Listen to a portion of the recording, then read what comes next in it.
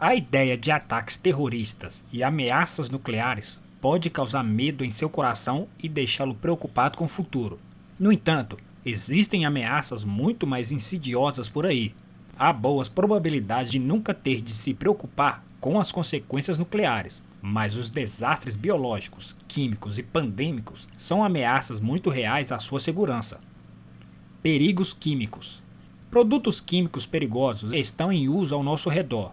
Os militares usam agentes nervosos como sarin e VX. Os fabricantes industriais geralmente usam cloro, benzeno e amônia. Outros ainda, como plantas venenosas, são comumente encontrados na natureza. Quer a fonte seja intencional, na forma de um ataque terrorista, acidental através das nossas fábricas ou de alguma outra causa, os produtos químicos que nos rodeiam representam perigos reais. Desde produtos químicos que causam bolhas nos olhos e queimam o trato respiratório, até agentes cáusticos que podem queimar a pele em contato. Os produtos químicos podem causar problemas de saúde graves e até fatais. Agentes nervosos e anticoagulantes de ação prolongada que impedem a coagulação do sangue podem ser fatais. Um dos receios associados à guerra química é que o nosso abastecimento alimentar possa estar contaminado. Embora a liberação de produtos químicos numa cidade movimentada seja certamente perigosa, os mesmos resultados podem ser alcançados destruindo a rede agrícola e, essencialmente, matando uma população de fome. Vários tratados internacionais abordaram a potencial utilização destas armas e as proibiram. Mas ainda existem nações a trabalhar no desenvolvimento desse tipo de guerra. Nas últimas décadas, os terroristas utilizaram a guerra química pela primeira vez na história. Um evento memorável foi o lançamento do sarin em Matsumoto, no Japão. O sarin foi usado no sistema de metrô de Tóquio durante a hora do rush matinal. Em 5 atentados coordenados, os autores liberaram o gás sarin em várias linhas de metrô de Tóquio. O ataque matou 12 pessoas e causou mais de 5.000 feridos. Estes foram ataques em pequena escala, mas deixam claro que ataques em grande escala são possíveis. A ameaça dos riscos biológicos.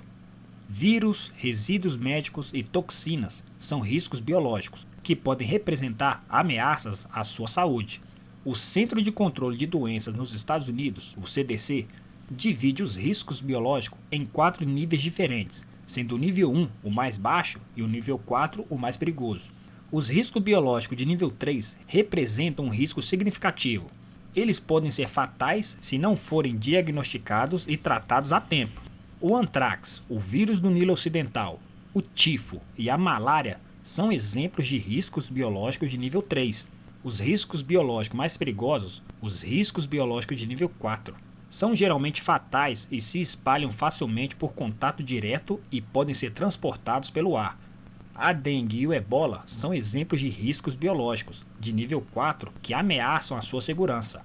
Mesmo doenças antes consideradas extintas podem ser usadas como parte da guerra biológica. A peste bubônica, que ataca os gânglios linfáticos, ainda está viva e bem é transmitida por pulgas. Outras versões perigosas da peste são a peste pneumônica, que ataca os pulmões, e a peste septicêmica, que se espalha no sangue. O incrível medo do desastre pandêmico. Em grande parte inevitáveis e potencialmente fatais para grandes populações, os desastres pandêmicos não são novidade na nossa era moderna.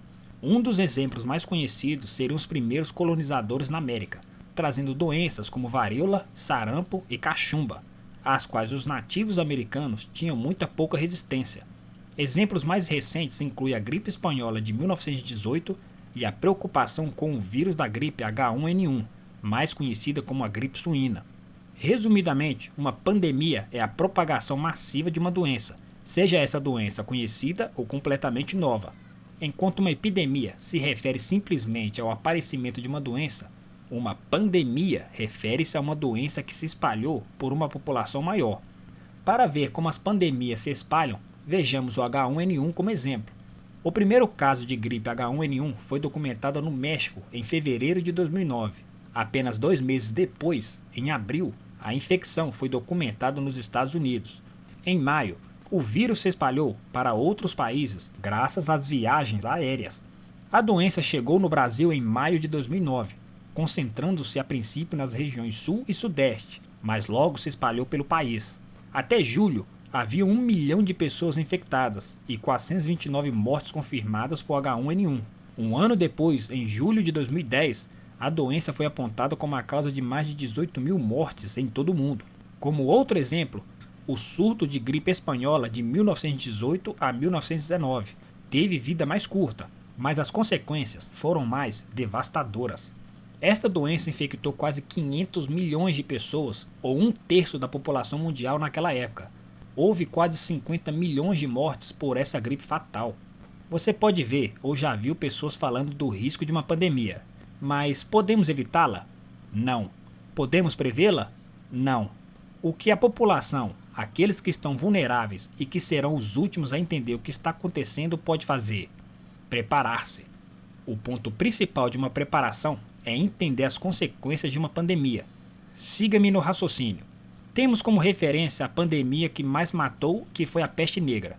Considera-se difícil, mas não impossível, uma nova pandemia matar mais do que ela matou, que foi 1/3 da população mundial. Imagine isso no cenário de hoje.